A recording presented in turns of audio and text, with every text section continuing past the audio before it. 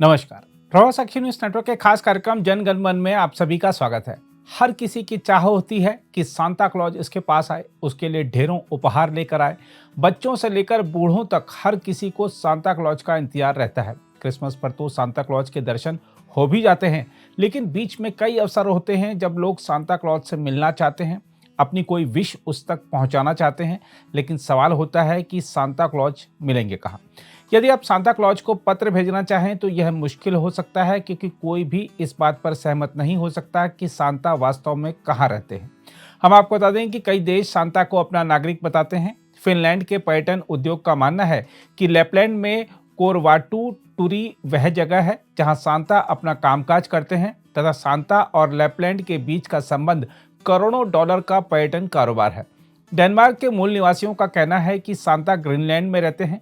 वहीं स्वीडन का मानना है कि मोरा वह जगह है और उसने वहां थीम पार्क सांता वर्ल्ड बनाया है। हम आपको बता दें कि ये जगहें सर्दियों में सफ़ेद बर्फ और रेंडियर के साथ निश्चित रूप से आकर्षक लगती हैं। वे उत्तरी ध्रुव के भी नज़दीक हैं।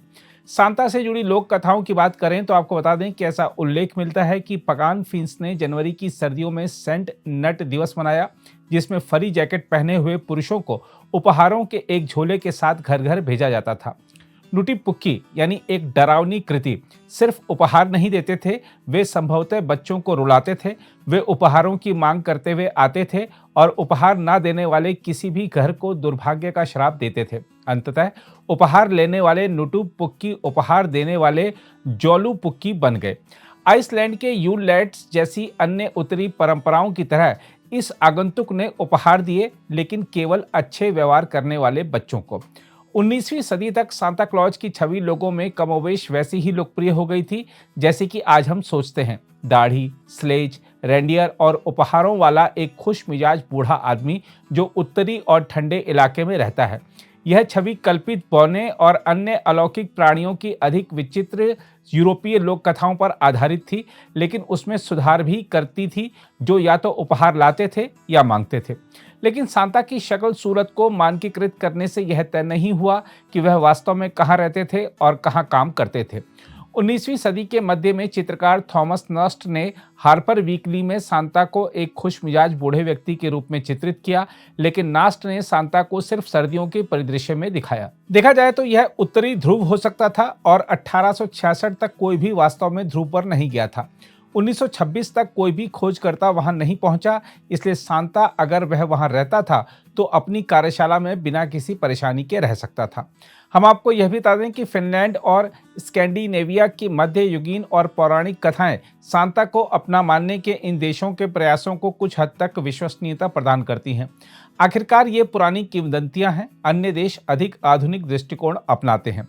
कनाडा सरकार सांता को कनाडाई हवाई क्षेत्र से यात्रा करने की अनुमति देकर हर साल क्रिसमस का उत्सव सुनिश्चित करती है। इससे एक कदम आगे बढ़ाते हुए साल 2013 में स्टीफन हार्पर की कंजर्वेटिव सरकार ने सांता और उनकी पत्नी को कनाडाई पासपोर्ट जारी किए थे।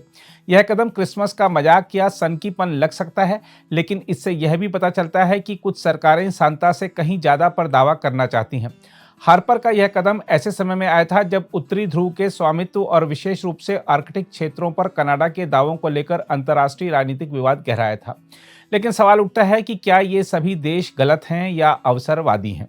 देखा जाए तो हम जो भी सोचते हैं उसके बावजूद सांता वास्तव में जहां से आता है वह बहुत ज़्यादा गर्म है और बहुत दूर पूर्व में है, जहां लाल वस्त्रों को पहनना असुविधाजनक होगा। सांता क्लॉज नाम सिटर क्लास या सेंट निकोलस से लिया गया है। कल्पित बौने और बौनों के साथ सांता के लंबे और बहुत जटिल इतिहास में एक और तत्व स्मिर्ना के ईसाई बिशप सेंट निकोलस हैं। या क्या वह मायरा के निकोलस हैं? स्मिर्ना, जिसे अब तुर्की में इजमिर कहा जाता है, और मायरा, जिसे अब एमरे कहा जाता है, दोनों निकोलस से जुड़े हुए हैं। उत्तरी यूरोप की तरह अनातोलिया में भी अलग अलग जगहें सांता से जुड़ने की होड़ में लगी रहती हैं। निकोलस धनुर्धारियों और शराब बनाने वालों सहित सभी के संरक्षक संत हैं, लेकिन बच्चों और नाविकों के भी। बच्चों के साथ संबंध सांता के रूप में बाद के जुड़ाव की व्याख्या करता है। खासकर जब संत निकोलस बच्चों को उपहार देते थे। नाविकों के साथ संबंध के कारण ही उनकी किंवदंती दुनिया भर में जानी जाती है। यह भी माना जाता है कि 2017 में तुर्की में सेंट निकोलस के चर्च के नीचे एक पुरातात्विक खुदाई में एक दफनाने का स्थान मिला था और सेंट निकोलस का पार्थिव शरीर भी। हड्डियों से भरी कब्र क्रिसमस के उत्सव के लिहाज से बहुत खुशी देने वाली चीज नहीं है, लेकिन यह जगह एक प्रामाणिक कड़ी हो सकती है जिसकी बराबरी उत्तरी यूरोप की बर्फ या रेंडियर नहीं कर सकते। अगर आप भी लेना चाहते हैं देश दुनिया की तमाम जानकारी तो आज ही सब्सक्राइब करें हमारे चैनल को। साथ ही नीचे दिए बेल आइकन को जरूर दबाएं ताकि हर अपडेट आप तक पहुंच सके।